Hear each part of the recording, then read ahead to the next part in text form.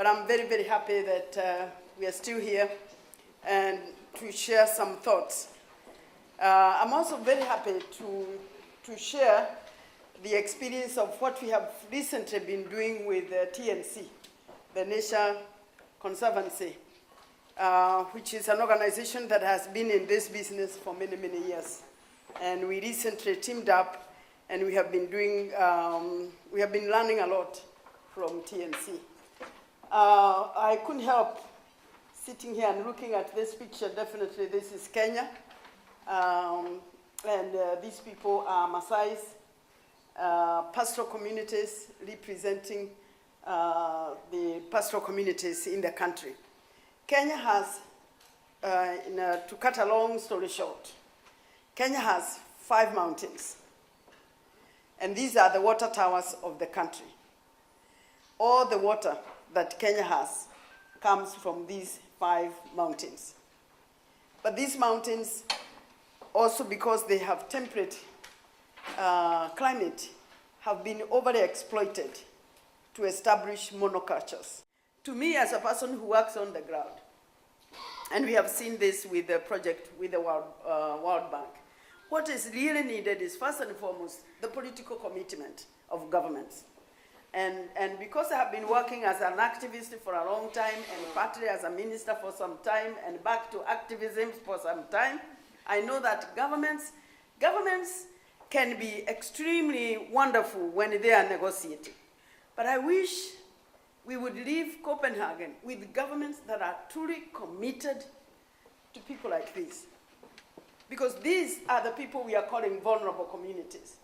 And unless money will eventually reach them, it's very, very difficult for them to survive. And it is not as if you get $10, you should have been given $100 in order to help them. You have to be so committed about them, so committed to their survival, that you are willing to share even that $1 you get. But if you think that you cannot help them until you get $100 and all you are getting is $10, then really these people are not going to survive. Unless there is the kind of commitment that we have here tonight with the civil society organizations like the World Bank. If the World Bank becomes one of the mechanisms that are used. In our part of the region, we are also using the African Development Bank, especially with respect to the Congo, to try to save the Congo. So, in order not to bore you for too long, I wanted to share with you an experience that I see every day. And so sometimes when I listen to the negotiations, I am more worried about how are we going to reach people like this? How are we really going to reach people who are suffering and who are weak and who are poor and who do not even understand the documents that we are negotiating here? They don't, these women, I'm sure, don't speak English. So it doesn't matter what kind of document comes out of Copenhagen, they will never read it. They will depend on people like me, like you, like TNC, like the World Bank, if they get the money, to go there. Yeah, the World Bank sometimes does go there.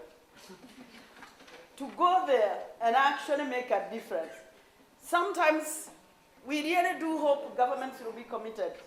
But suppose they aren't. What shall we do? It's a real challenge. And I hope that those of us who are worried about these people, the very vulnerable people, that we shall not give up. Me, I wouldn't give up just because, even if they didn't produce any money, I wouldn't be worried too much. Because I know that, first and foremost, what is needed is commitment from those of us who care and those of us who understand these issues. And then we roll up our sleeves. Whether we have $1 or $2, we can do it. But we will, first and foremost, have to have the compassion and the concern of the most vulnerable. Thank you very much.